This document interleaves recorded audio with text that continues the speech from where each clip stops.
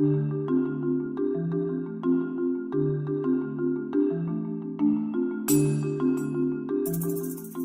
the issue of trying to meet this goal by 2020 it's one of those big, hairy, audacious goals that people put out there.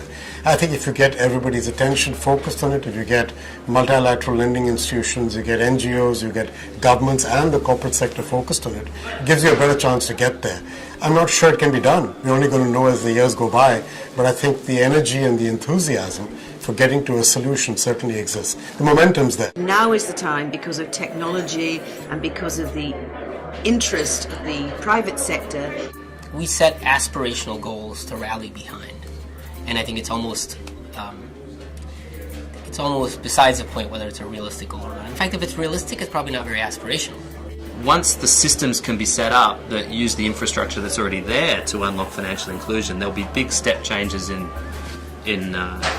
welfare that come from that. Will it happen in 6 years' time? I don't know. That's an audacious goal, but why not try? The exciting thing for me is the fact there are now 6 billion mobile phones out there in the world, and many of those are in the hands of customers that were previously invisible to us as service providers.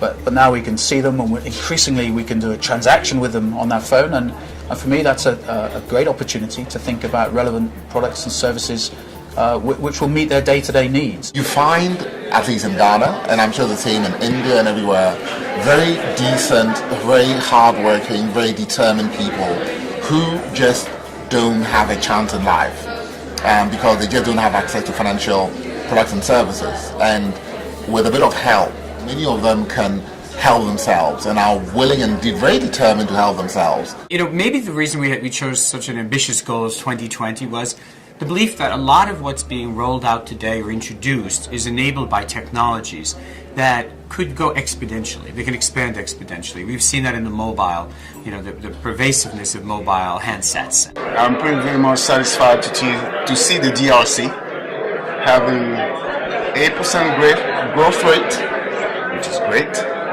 But at the bottom of the pyramid, the little guy, the little woman does not see anything, does not feel anything.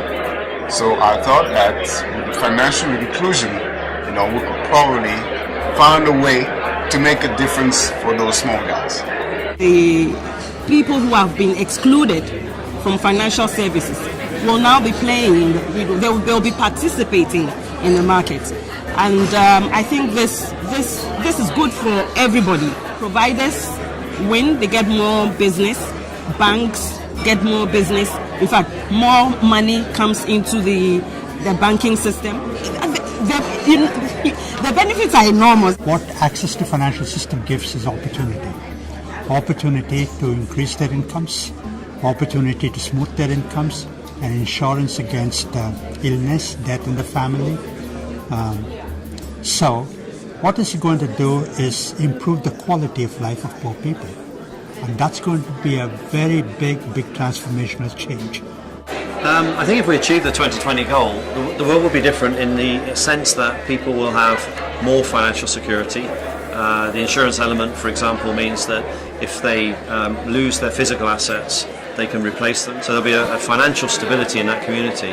But also from that foundation, you'll see the future middle class emerge. I think there's a real will in the industry now, not just the mobile money providers, but the regulators, the banking infrastructure, the NGOs. Everybody's beginning to understand how much potential these new mobile financial services and other technology products, just how incredibly empowering and productive they can be. And I think it's just starting to come together that everybody's focused in the same direction at last.